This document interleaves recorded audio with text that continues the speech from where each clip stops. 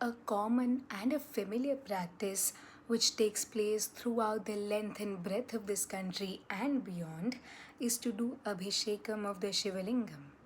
But what if I tell you there are 6 different types of Shivalingas mentioned in the Shiv Puranam?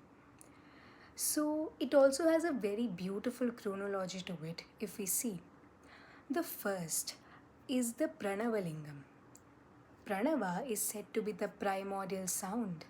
When the universe comes into existence from Parmeshwara, the first thing that we hear is Omkaram, and that Omkaram is Pranava Dhwani.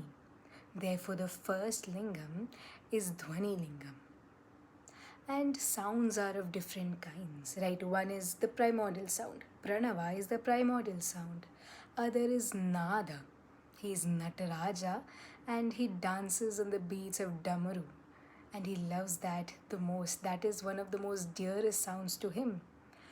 Nada Dhwani or Nada Lingam therefore manifests as Shiva himself, and therefore it is called as Swayambhu Lingam. The third type of lingam mentioned is slightly different from the two. This is the yantra lingam. So when we talk about yantras, let's talk about one of the most potent and one of the most familiar yantras, the Shri Yantra. Yantra essentially is the geometrical figure of the divine itself. When we talk about Shri Yantra, we refer to goddess Kamakshi or Lalitambika predominantly. But when we focus on the yantra or when we do the tratak on the yantra, we do that in the Bindu Sthanam. Because Bindu Sthanam is essentially said to be a place where Parmeshwara and Parameshwari together reside. And when we look it in the concept of lingas, it's very similar to this idea because Shivalinga is not Shiva's manifestation alone. He therein resides with Shakti eternally. Therefore, Shivalingam is also Ardhanarishwar Swarupa, so is the Bindu Sthanam of the Sri Yantra.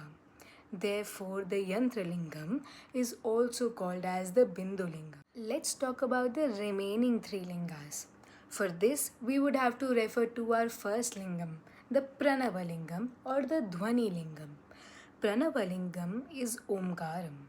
And if we break down the Omkaram not as Om, what we essentially call it as, but as Aum, we get these 3 type of lingams derived from it. A refers to as Brahma. Brahma is Sattva Buddhi, Sattva Gunam, the father of Manu. He is the one who has written Vedas. He is Guru Swarupa. Therefore, this lingam is called as the Guru Lingam. Let's come to U, Aum. U refers to Vishnu. Vishnu is the sustainer, he is the preserver of the universe, and he is governed by his Shakti, and his Shakti is Chanchala. Lakshmi is called as Chanchala because she is constantly moving and she can't stay at one place. That is how fast the money drains. And Lakshmi, in her form as Chanchala, is an embodiment to that very idea. Therefore, this lingam is called as the Chara Lingam.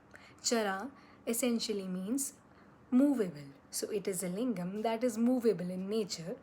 We need not to keep it at one place, and if we are traveling, we'll keep that lingam at home.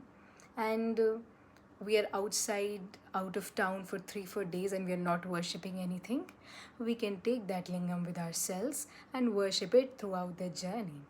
Therefore, this is movable and therefore called as the Chara Lingam. Let's talk about Makaram, M. It represents Shiva himself or Mahadeva himself essentially because Sadashiva manifested as Mahadeva. This is called as the Pratishtha Lingam.